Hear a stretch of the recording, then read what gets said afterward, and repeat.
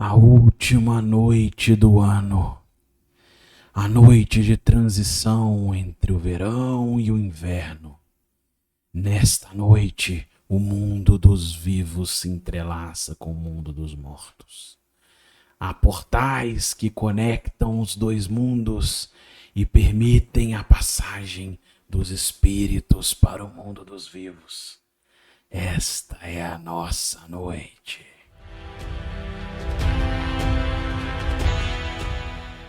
Salve aventureira, salve aventureiro, bom dia. Eu sou o Kiral e vim desejar a vocês um feliz Samaim. Feliz dia da rainha das ovelhas negras. Cara, a gente tá no mês de outubro, a gente teve coincidentemente um dia, uma sexta-feira 13 nesse mês, e a gente resolveu fazer um evento no nosso canal sobre o Halloween, né, sobre o Dia das Bruxas. Então eu trouxe aqui uma visão geral para a gente trocar um XP e amadurecer o tema e como a gente pode abordar isso nas nossas mesas, né? Então uma breve visão geral, um resumão, tá? O Samhain ou Samain, era um festival de comemoração de passagem de ano na época celta, né? Ele é de origem celta e tinha esse evento, uma virada de ano, ele só tinha um verão e inverno, né? E na virada do verão para o inverno era passagem de ano, à noite de 31 de outubro. Isso foi, de certa forma, apropriado, interagiu com a Noite de Todos os Santos, né? A véspera de Todos os Santos, que vem do inglês All Hallows Eve, que é uma simplificação do All Hallows Evening, que virou uma aglutinação para o Halloween, né? E o Halloween era essa véspera de Todos os Santos, que é um evento católico, porque o dia 1º de novembro era o dia de Todos os Santos. A gente hoje no Brasil, por exemplo, eu acho que no mundo, né, o Finados é dia 2 de novembro, não é mais dia 1º. Porque a igreja acabou mudando a data para poder tentar desconectar do Halloween. Teve uma imigração muito forte irlandesa para os Estados Unidos, eles trouxeram esse evento, ficou muito famoso, né? A gente só conhece muito forte porque ele acabou se espalhando muito forte nos Estados Unidos. Mas foi, de certa forma, ele tem uma raiz, até onde se sabe, o que é mais aceito é que ele tem uma raiz celta lá no Samaim. E em português, ele é conhecido como o Dia das Bruxas. Então, eu não vou entrar nesses detalhes de era dia 1º, passou para o dia 2 para tentar afastar e não deu certo, né? O dia dos finados, e a noite de todos, a véspera de todos os santos, que no Samaim era comemorada essa interação, tem também evento mexicano, eu não vou entrar nesses detalhes. O fato é que a gente tem o Dia das Bruxas, a gente tem o evento de comemoração à Rainha das Ovelhas Negras. A gente tem esse evento que no Brasil não é tão forte quanto nos Estados Unidos e em alguns países, né, que ainda tem essa cultura forte do Halloween, do Samaim. Mas se você quiser buscar livros, literatura sobre isso, tem um monte aí na Amazon, tem muito, muito conteúdo, alguns bons, alguns não tão bons. Não sou perito no tema, tá? A minha ideia aqui, pensando no Halloween, pensando nessa proposta, a gente pode trazer isso para o nosso canal, a gente pode trazer isso para o nosso evento e é o que a gente está falando esse mês. Qual é a relação do Samaim, do Halloween, com o RPG Vintage, né? Com a Vintage Com 3. Então eu vou fazer um parênteses aqui. O que é o RPG? Quando eu falo RPG Vintage, eu estou falando do RPG setentista, eu estou falando do D&D original e dos seus entes queridos, que valem o AD&D, vale o ROMs, vale o BX, vale os retroclones deles, sistemas inspirados e que interagem retrocompatíveis a eles. Eu estou falando dessa proposta, né? Mas o nosso evento VintageCon a gente também, né, abre, porque o canal também tem interesse em debater as adjacências do hobby e os derivados. Então, você falar do DCC, né, falar de sistemas adjacentes ou da New School Revolution, tá tudo certo. O Morkborg quer apresentar uma mesa, quer trazer, tá tudo junto, cara. A ideia é a gente entender essas diferenças e como a gente pode abordar isso no RPG, né? Beleza. Existem três temas, três termos que são muito fortes quando a gente fala de Halloween: o suspense, o terror e o horror. E o que eu vou fazer aqui é uma diferenciação dos três para a gente poder estruturar o nosso pensamento. Quando a gente fala de suspense, a gente está falando de quê? Vamos no dicionário. No dicionário, suspense é um sentimento de incerteza ou ansiedade mediante as consequências de um determinado fato. Isso tem uma relação direta com o RPG Vintage, né? Porque quando a gente está falando, e para mim o D&D original e os entes queridos deles é uma proposta de jogo prioritariamente investigativa, né? Então, quando você vai explorar, né, investigar tumbas ancestrais, subterrâneos místicos, né, ruínas antigas, você está trabalhando com investigação e também vai trabalhar diretamente ou indiretamente com elementos de suspense. Por quê? Porque você não sabe o que tem ali, né? Se esse sentimento de incerteza e ansiedade, esse receio do que eu posso encontrar, que tipo de perigo eu tenho ali, eu não enxergo nada nessa escuridão sinistra, a dependência da luz, né, da luminosidade, são vários elementos. Que tipo de criatura pode ter ali? Tem armadilha? São vários elementos que navegar por essas galerias, esses dédalos, esses labirintos, já tem uma relação direta com o suspense, né? A gente já está trabalhando com esse elemento no D&D clássico. Então, de certa forma, quando você vai caminhar por uma caverna e você encontra ali um escudo caído, quebrado, uma ossada de uma criatura, o que é aquilo, né? Quem essa ossada aqui de humanoides é alguém que come humanos, né? E humanoides. Quem que se alimenta disso? Que tipo de criatura é essa? A gente já está trabalhando ali, de certa forma, com um pouco de suspense, né? Nesse lado investigativo. Eu vejo pegadas. Então, se você tem a clássica face do demônio, do diabo verde, né? O Green Devil. E aí, o caminho é por aqui ou por ali? Essas escolhas, elas trabalham investigação e suspense, de certa forma. Então existem estratégias que a gente pode usar na narrativa para trabalhar o suspense. Quais são essas estratégias? Então, de certa forma, o suspense tem existe um elemento de cinema, de livro, né, de literatura que chama o show not tell, né, que seria o mostre não conte. O que é isso? Resumidamente, isso é uma técnica narrativa que é usada em vários tipos de texto, né? Em que a gente vai experimentar a história por meio das ações, das palavras, do subtexto, do pensamento de alguém, de um sentido, ao invés de a gente simplesmente ser exposto, né, por uma descrição. Então, como que a gente poderia trabalhar isso no RPG? Coisas como, se você vê, tem uma aranha gigante no teto da caverna. Vocês não viram a aranha, vocês estão andando por ali. Ao invés de você falar, uma aranha gigante salta sobre você, você percebe quelíceras pontiagudas do tamanho de uma adaga, um corpo peludo e do tamanho de um cavalo. Seria um pouquinho disso, né? Mas mais do que isso, às vezes o seu estômago embrulha, o seu olho lacrimeja quando você está vendo aquela coisa. E pensando ainda mais na parte de trabalhar o suspense, a gente pode trabalhar isso com a antecipação, né? Ao invés de você mostrar a criatura, você mostrar elementos dela, né? Então você vê de repente uma teia com uma ossada pendurada nessa teia, você já vai trabalhando o suspense e a antecipação desse elemento. É uma caverna de uma aranha? Não. Você vai andando por uma caverna e você vê um osso pendurado, né, uma teia. Você já está antecipando, mas a aranha ela é muito óbvia. Mas para trabalhar o suspense tem várias formas, né? Como daquela caverna. Que criatura é aquela que destruiu parcialmente aquele escudo, que deixou moçada para trás? Essa pegada é de quem? Essa investigação já tem esse trabalho de suspense e que interage com o show no hotel, né?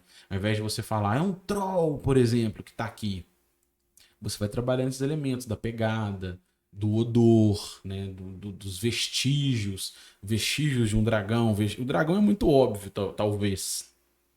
Mas esse lado a gente está trabalhando sempre. Tem gente que prefere usar o telegraphing, né? Telegrafar, não vou entrar nesses detalhes. A ideia é você previamente, né, fazer um pré-anúncio.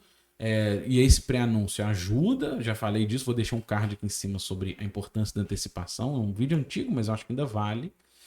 Ele ajuda porque os personagens são ordinários, o sistema é letal, então trabalhar a antecipação você permite escolhas, mas você também está trabalhando com suspense, né, o tempo todo.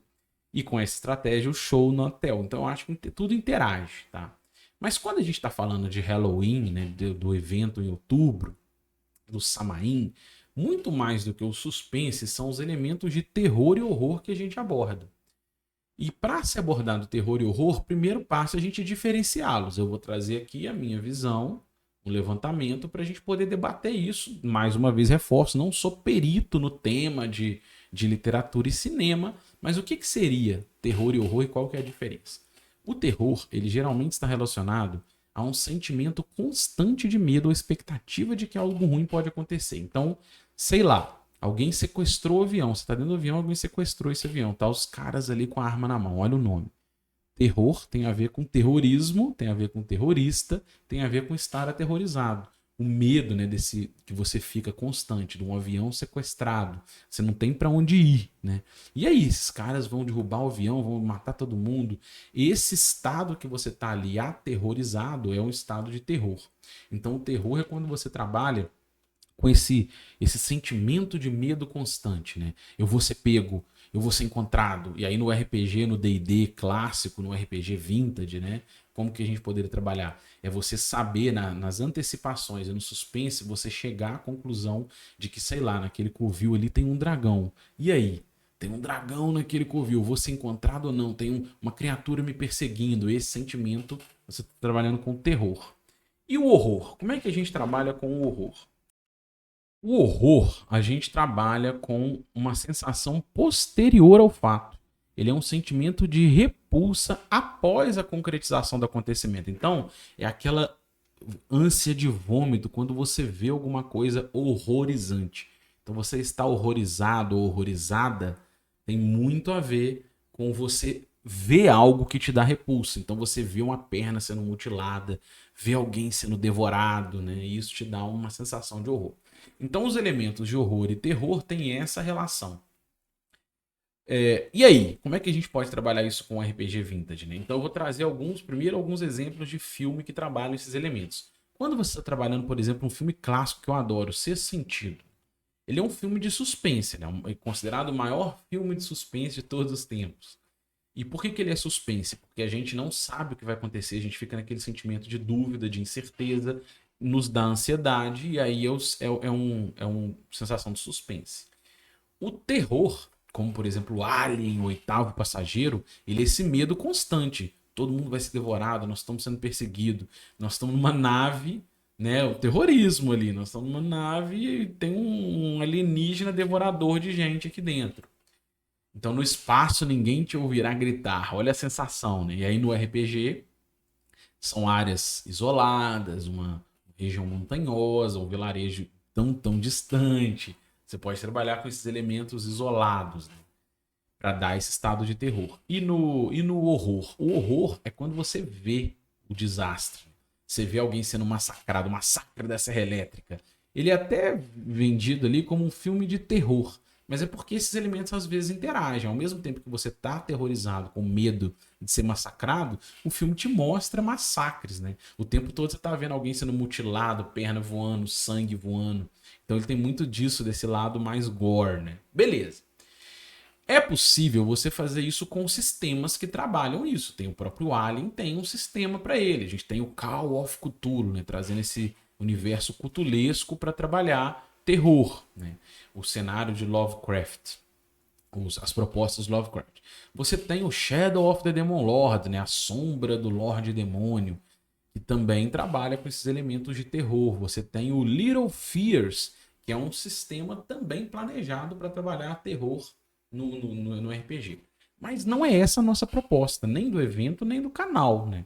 A nossa proposta é RPG Vintage. Então a gente está trabalhando com a primeira geração da OSR e, em alguns casos, as suas adjacências e derivações. Então, nesse caso, eu não tenho a intenção, pessoal, de mudar o sistema para oferecer uma proposta de Halloween, né? A ideia é como eu posso trabalhar o tema no Dia das Bruxas na OSR, né? Dentro desses cenários da primeira geração ou até adjacências.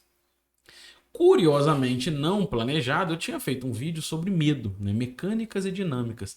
Como que a gente pode trabalhar medo nas nossas mesas. Então eu vou deixar um link aqui em cima, um card, se você não viu, que eu acho muito legal. Lá eu falo o quê? Que se você tem, resumidamente aqui, tá? Mas vai ver o vídeo. Se você não viu, vai ver o vídeo. Eu gravei o vídeo, tive trabalho para montar o vídeo, vai lá ver. Mas, cara, resumidamente é o seguinte: se você já tem personagens ordinários, fichas simples, né? Essa proposta investigativa, essa proposta de letalidade, um risco de letalidade, você já tem ali elementos de medo. Quem está jogando, participantes já vão ficar o tempo todo com essa pré-tensão, né? Ou com a própria tensão de eu vou entrar no combate, isso é arriscado. Se você tem recursos demais, o resultado é entrar no combate, né? Vira um jogo de combate, não é a proposta do RPG Vintage, do The Vintage RPG e dos seus, né, dos seus irmãos. Então no vídeo eu falo um pouco sobre isso. Se você for usar uma mecânica, a gente já tem a salvaguarda contra feitiço para imprimir medo, mas a ideia é que isso seja uma coisa sobrenatural, descontrolada, né? Uma criatura que imprime um medo mágico, a magia medo, mas que você pode trabalhar o medo com o tema, né? Com a temática, com a textura em volta. E com personagens ordinários isso é impulsionado. Então é um pouco disso, né, que a gente pode abordar. E você pode trazer isso para temas do seu jogo. Por exemplo, existe uma proposta clássica lá dos anos 80 que é o cenário do Ravenloft e as suas aventuras. Tem várias aventuras para D&D, primeira e segunda edição de Ravenloft. Você pode adaptar as modernas, tem aí o Curse of Strahd, que eu já mestrei também. E você pode trazer ela para OSR. Tem uma Mega Dungeon, que é o Castelo Shintillan, né? Que é do Gabor Lux. Muito bem falado. Eu tenho material, mas ainda não li. Não tem ele físico, eu não gosto muito de ler PDF. Mas ainda não li. Que tem também essa pegada desse castelo meio gore, né? Meio essas funkin' house, né? Essas casas malucas. Que tem toda a temática de Halloween, né? De criaturas, enfim. São duas propostas. Mas nos dois casos, normalmente você não vai resolver em one shot, né? Em dose única. Você vai montar campanha. Você pode montar uma campanha em Ravenloft trazendo esse tema mais Dia das Bruxas para o seu jogo. Pode mestrar uma Mega Dungeon com esse tema. Mas uma proposta que é que eu vou fazer aqui no evento, por exemplo, é o The Sinister Sutures of the Semptress, que é uma brincadeira de nome que eu traduzi, localizei por minha conta como as cruéis costuras da costureira, né? E é uma proposta one shot, uma proposta dose única do Michael Curtis para Halloween, né? Então existem várias, o DCC tem várias, tem umas 5 ou 6 aventuras nessa pegada de Halloween que você pode resolver numa noite, né, para jogar dia 31 de outubro ou numa noite próxima. E é o que eu vou fazer. Então, se você quiser ter uma experiência pontual, uma dica que eu dou é procurar essas aventuras. Você pode mestrar com o DCC ou adaptar rápido, né? Eu fiz uma adaptação muito rápida do DCC para o D20 de RPG que eu prefiro. E aí, né? O que mais a gente pode fazer? Então, o que eu posso dizer disso? A gente está no mês de outubro, hoje, dia 21. A gente está ainda no mês do pré-programa. Se você entrar no nosso Discord, tem a árvore de links aqui na descrição. Você entra lá no Taberna Queiral, tem o Vintage Com. A gente está no mês de outubro. Curiosamente, a gente teve, inclusive, esse mês, o dia 13, sexta-feira 13, né? Junto. E a gente vai ter lá mesa redonda. Olha lá, vou colocar aqui uma postagem que a Lili fez, que está ajudando a organizar o evento, né? Já agradeço de novo a disposição. Ela coloca lá, ó, esse é um espaço onde mestres oferecem mesas, palestrantes compartilham XP e jogadores participam de aventuras épicas, não, mortais. Programação. Entre o dia 8 e dia 21 hoje, é o último dia, se você quiser oferecer uma mesa, uma palestra, vai lá, cara. Você quer falar, por exemplo, do Morkborg e o Halloween, alguma aventura, quer resenhar uma aventura, quer falar disso, do tema, oferece uma palestra, uma mesa redonda pra gente trocar ideia, quer oferecer mesa, traz um tema legal, né? E aí, a gente tem do dia 22 amanhã até o dia 31 o evento em si. Então tem o pré-evento e o evento. O evento em si, onde a gente vai executar as mesas, executar o evento. Então vai lá, entra lá para você poder participar. Eu estou oferecendo para quem tiver mesa redonda, palestra, a gente vai sortear um livreto, o Caminho do Mestre Cafeinado do Rafael Balbo, que está nas referências do D20 de RPG, né? Eu incluí ele lá, são 4 materiais que eu tenho incluso de jogabilidade, reflexões sobre o jogo, né? Tá junto ali com o Primer, com a Apócrifa, com o Desafio Gygax. Então, cara, é um livreto super legal e eu vou sortear, eu comprei um para sortear no evento. Vou sortear para quem participar do evento desse livretinho. E é isso, né? A ideia é a gente trocar XP, Se você gostou, se inscreva no canal, deixe um joinha, compartilhe esse vídeo e, acima de tudo, comente, porque o nosso grande objetivo é trocar XP.